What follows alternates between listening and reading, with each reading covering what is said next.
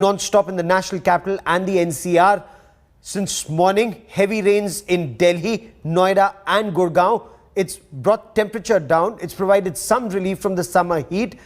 Now this rain is taking place after Cyclone Tauktae moved northwards. The Met Department has issued an orange alert. The Met Department has predicted thunderstorms and rains over the next 24 hours.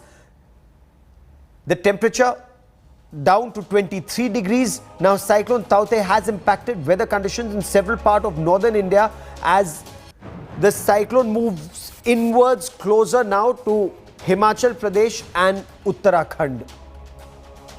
I quickly want to cut across to India Today's Ashutosh Mishra for more on this. Ashutosh, the Met Department had issued an alert. As of now, because of a lockdown, any disruption in traffic? What's the situation right now?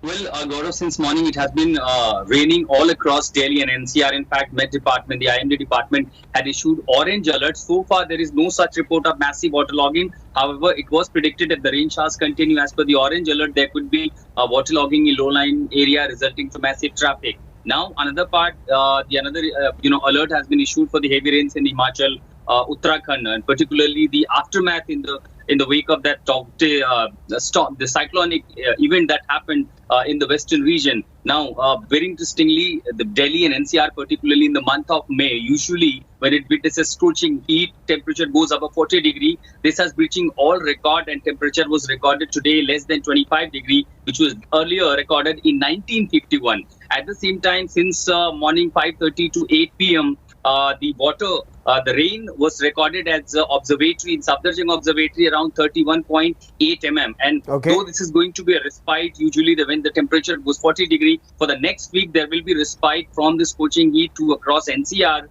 Even tomorrow the rain is likely to continue, but the orange alert continues that there are heavy water showers all across. Of course, that will result to the waterlogging, particularly in the low-lying areas. At the same time, the hilly areas are also on standby for following the alert issued by the IMD. Keep tracking that story, Ashutosh. I will come back to you for more. The Indian Navy in the Arabian Sea has mounted one of the biggest search and rescue operations. This is a race against time to find survivors of the barge P305 that sank in Cyclone Tauktae off the Mumbai coast. On your screen right now are close-up images of the heroic rescue by the Indian Navy in the Arabian Sea. Braving rough weather and angry waves, this is Indian Navy destroyer INS Kochi pulling out survivors of the sunk barge P305 several miles off Mumbai's coast. It's day 3 of the biggest naval rescue operation in the Arabian Sea. Days after Cyclone Tauktae set adrift 3 barges and an oil rig in the Arabian Sea, brave naval and coast guard personnel have safely rescued over 180 people. Tragically, at least 22 bodies have been recovered as well, and over 50 persons are still missing or unaccounted for out at sea. This was an unprecedented or one of the most challenging rescue operations done at Arabian Sea by Western Naval Command. So you can understand the bandwidth of this operation, and there are 3 to 4 Indian naval ships who are still inside the Arabian Sea. The rescue operation is still on.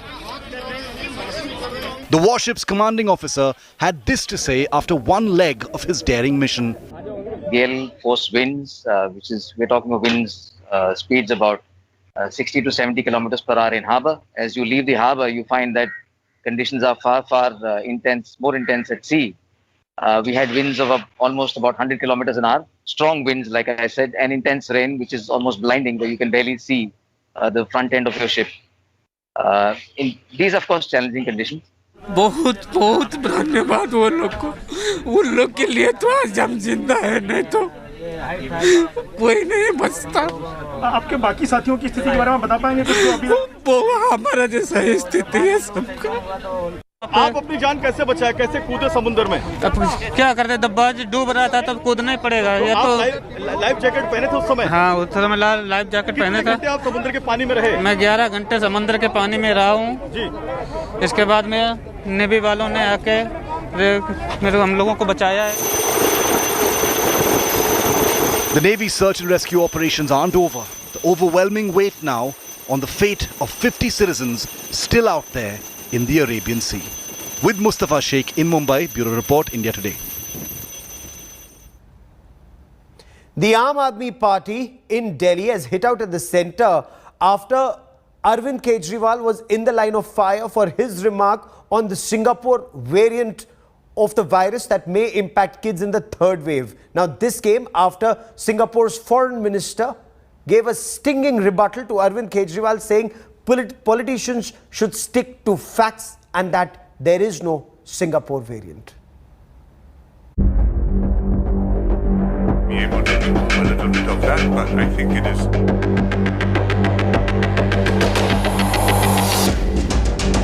This tweet by Arvind Kejriwal referring to a Singapore strain has now snowballed into a massive controversy. Kejriwal, intentionally or unintentionally, has triggered a diplomatic showdown after the Singapore government took serious offence to his tweet. The Delhi Chief Minister was referring to a mutant strain reported in Singapore which affects kids more. But the Singapore government has hit back, saying that this strain hasn't originated in their country. The Singapore government's angry reaction prompted damage control by the Ministry of External Affairs, with Minister Jaishankar setting the record straight that Kejriwal's tweet doesn't reflect India's stand and reiterated that the government believes there is no Singapore strain of coronavirus. BJP also lashed out at Arvind Kejriwal over his faux pas.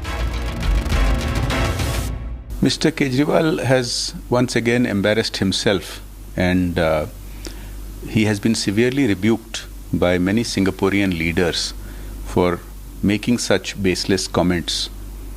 Now, during a pandemic, one should be focused on doing work instead of spreading disinformation like this.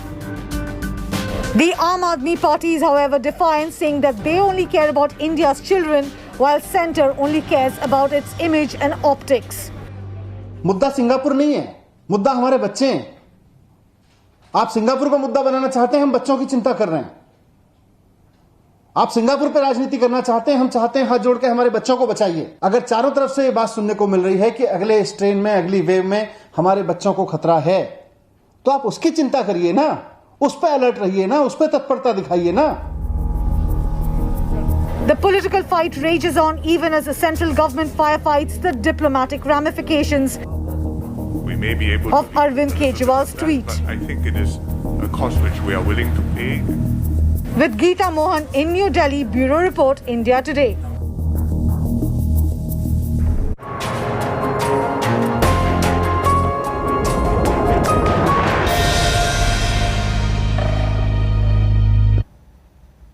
Fighting between Israel and Hamas shows no sign of ebbing despite global diplomacy to stop the region's fiercest hostilities. Now, locals say 90% of businesses in the Arab town within Israel have now been shuttered. The United States is making an effort to ensure that there's peace in the region, but there is escalation that's being reported from some pockets. General strikes were held in East Jerusalem, Arab towns within Israel, and in West Bank cities on Tuesday.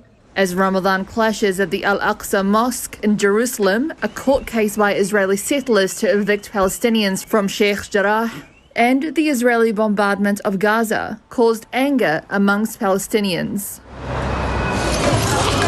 Posts on social media bore the Palestinian flag and urged solidarity from the sea to the river. Across East Jerusalem, Palestinian businesses were shuttered. A protest organizer in the mixed Jewish-Arab port city of Haifa in northern Israel told Reuters 90% of businesses in Arab neighborhoods were closed. Jebel Mukabbar resident Dia Rabi'a hopes the strike has the desired effects. The other side, the Jews, should know the impact of the Arabs. Arabs have a presence in many important fields. Any day they choose not to work, it almost disables the country. They should know that Arabs have a big role in the country. In the city of Jaffa, resident Danny Malaki deplored the strike.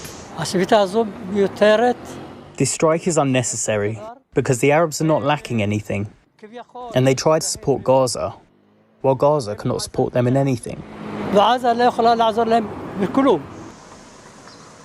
Overall, in Israel, the strike appeared to have little effect on the general pace of commerce or in the high-tech industry.